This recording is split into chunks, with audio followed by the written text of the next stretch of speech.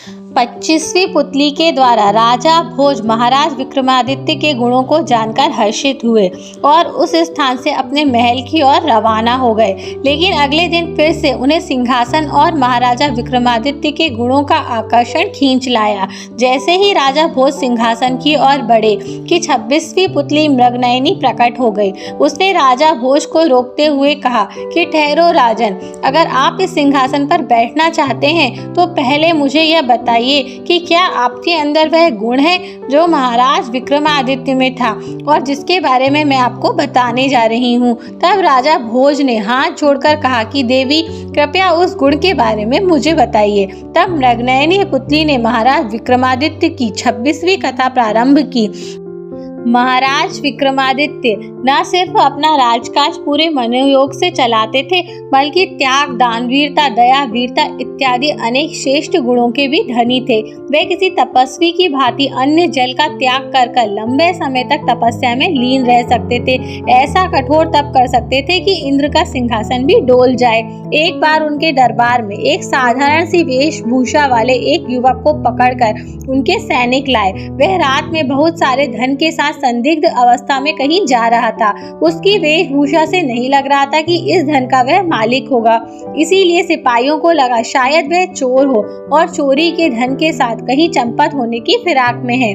राजा ने जब उस युवक से उसका परिचय पूछा और जानना चाहा कि यह धन उसके पास कैसे आया, तो उस युवक ने बताया कि वह एक धनाढ्य स्त्री के यहाँ नौकर है और सारा धन उसी स्त्री का दिया हुआ है। अब राजा की जिज्ञासा और बढ़ गई और उन्होंने जानना चाहा कि उस स्त्री ने उसे यह धन क्यों दिया और वह धन लेकर कहाँ जा रहा था।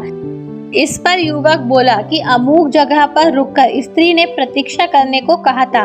दरअसल उस स्त्री के साथ उसके अनैतिक संबंध हैं। वो उससे उसकी पति की हत्या करके मिलने वाली थी। दोनों सारा धन लेकर कहीं दूर चले जाते और आराम से जीवन व्यतीत करते।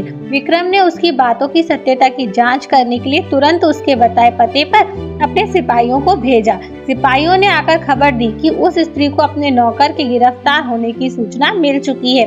अब वह विलाप करके कह रही है कि लुटेरों ने सारा धन लूट लिया और उसके पति की हत्या करके भाग गए हैं। उसने पति की चिता सजवाई है और खुद को पतिव्रता साबित करने के लिए अपनी सती होने की योजना बना रही है।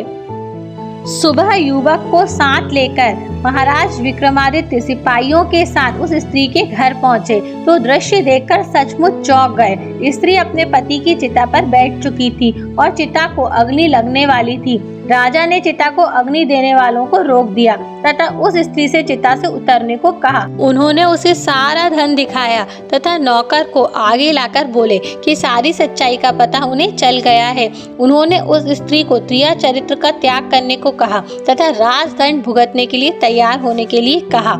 स्त्री कुछ क्षणों के लिए तो भयभीत हुई, मगर दूसरे ही पल बोली कि राजा को उसके चरित्र पर उंगली उठाने से पहले अपनी छोटी रानी के चरित्र की जांच करनी चाहिए। इतना कहकर वह बिजली सी फुर्ती से चिता पर कूद गई और उसमें आग लगाकर सती हो गई। कोई कुछ करता कि इससे पहले वह जलकर राख हो गई। राजा सिपाहियों सहित अपने महल वापस लौट आए। उन्हें उस स्त्री के अंतिम शब्द अभी तक जला रहे थे। उन्होंने छोटी रानी पर निगाह रखना शुरू कर दिया। एक रात उन्हें सोता समझकर छोटी रानी उठी और पिछले दरवाजे से महल से बाहर निकल गई। राजा भी दबे पांव उसका पीछा करने लगे। चलकर वह कुछ दूर पर धूनी रमाए एक साधु के पास गई। साधु ने उसे देखा तो उठ गया और उसे लेकर पास बनी एक कुटिया के अंदर दोनों चले गए। विक्रम ने कुटिया में जो देखा वह उनके लिए असहनीय था।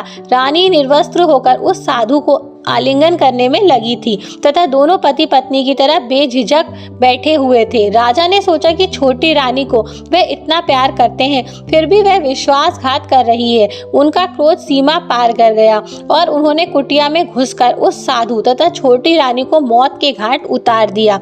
जब वे महल लौटे तो उनकी मानसिक शांति जा चुकी थी। वे हमेशा बेचैन तथा खिन्न रहने लगे। सांसारिक सुखों से उनका मन उचट गया था तथा मन में वैराग्य की भावना जन्म ले चुकी थी। उन्हें लगता था कि उनके धर्म कर्म में जरूर कोई कमी थी, जिसके कारण भगवान ने उन्हें छोटी रानी के विश्वासघात का दृश्य दिखाकर दंडित किया।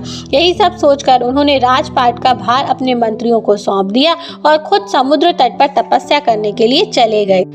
समुद्र तट पर पहुंचकर उन्होंने सबसे पहले एक पैर पर खड़े होकर समुद्र देवता का आवाहन किया। उनकी साधना से प्रसन्न होकर जब समुद्र देवता ने उन्हें दर्शन दिए तो उन्होंने समुद्र देवता से एक छोटी सी मांग पूरी करने की विनती की। उन्होंने कहा कि उनके तट पर वे एक कुटिया बनाकर अखंड साधना करना चाहते हैं और अपनी साधना निर्विघ्न पूरी करने के लिए वह उनका आशीर्वाद चाहते हैं। समुद्र देवता ने उन्हें अपना आशीर्वाद दिया तथा उन्हें एक शंख प्रदान किया। समुद्र देवता ने कहा कि जब भी कोई दैवीय विपत्ति आएगी इस शंख की ध्वनि से दूर हो जाएगी। समुद्र देव से उपहार लेकर विक्रम ने उन्हें धन्यवाद दिया तथा प्रणाम कर समुद्र तट पर लौट आए। उन्होंने समुद्र तट पर एक कुटिया बनाई और साधना करने लगे। उन्होंने लंबे समय तक इतनी कठिन साधना की कि देवलोक में हड़कंप सा मच गया। सारे देवता बात करने लगे कि अगर विक्रम इसी प्रकार साधना में लीन रहे तो इंद्र के सिंहासन पर भी अधिकार कर लेंगे। इंद्र को अपना सिंहासन खतरे में दिखाई देने लगा। उन्होंने अपने सहयोगियों को साधना स्थल के पास इतनी अधिक वृष्टि करने को आदेश दिया कि पूरा स्थान जलमग्न हो जाए और विक्रम कुटिया सहित पानी में बह जाएं। बस आदेश की देर थी। बहुत भयानक वृष्टि शुरू हो गई। कुछ ही घंटों में सचमुच सारा स्थान जलमग्न हो गया और विक्रम कुटिया सहित जल में समा गए। लेकिन समुद्र देव ने उन्हें आशीर्वाद जो दिया था उस वर्षा का सारा पानी अपने आप ही सूख गया और पहले की भांति सब शांत हो गया। इंद्र ने जब यह अद्भुत चमत्कार देखा तो उनकी चिंता और बढ़ गई। उन्होंने अपने सेवकों को बुलाकर आंधी तूफान का सहारा लेने का आदेश दिया। इतने भयानक वेग से आंधी चली कि कुटिया तिनके तिनके होकर बिखर गई। सब कुछ हवा में रुई की भांति उड़ने लगा। बड़े बड़े वृक्ष उखड़कर गिरने लगे। विक्रम के पांव भी उखड़ते हुए मालूम पड़े।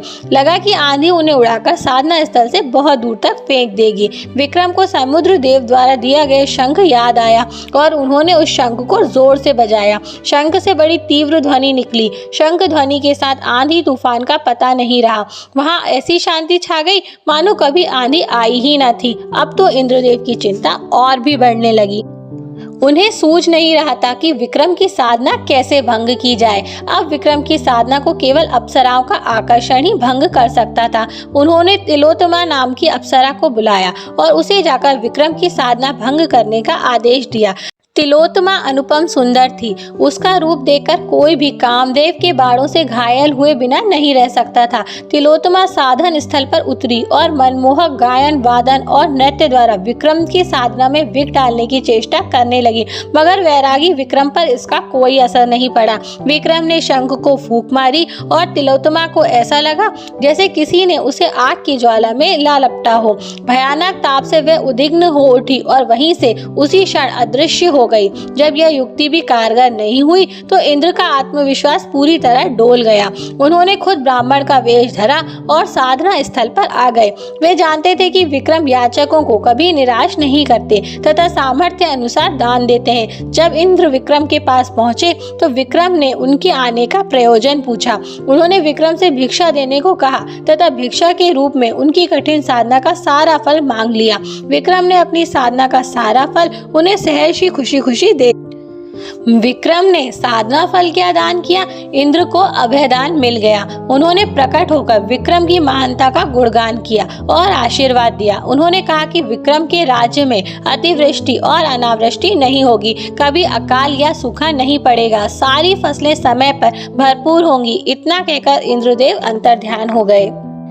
राजा विक्रमादित्य के दान की बात कहकर पुतली ने राजा भोज से कहा कि कहिए राजन, क्या आपके अंदर भी ऐसी सामर्थ्य है कि आप अपना सब कुछ दान में दे दें? एक बार फिर राजा भोज निरुत्तर रह गए और पुतली अन्य पुतलियों के जैसे हवा में उड़ गई। इस छोटी सी कहानी से हमें सीख मिलती है कि किसी भी परिस्थिति में हमें डरना नहीं चाहिए, बल्कि उस परिस्थिति का साहस और धैर्य के साथ सामना करना चाहिए। तो फ्रेंड्स, सिंहासन बत्तीसी से जुड़ी इसी तरह की रोचक कथाओं के लिए जुड़े रहिए हमारे YouTube चैनल मोटिवेशनल वाइब्स के साथ। और अगर आप मुझे कोई सुझाव देना चाहते हैं तो नीचे दिए कमेंट बॉक्स में कमेंट करके ज़रूर बताएं।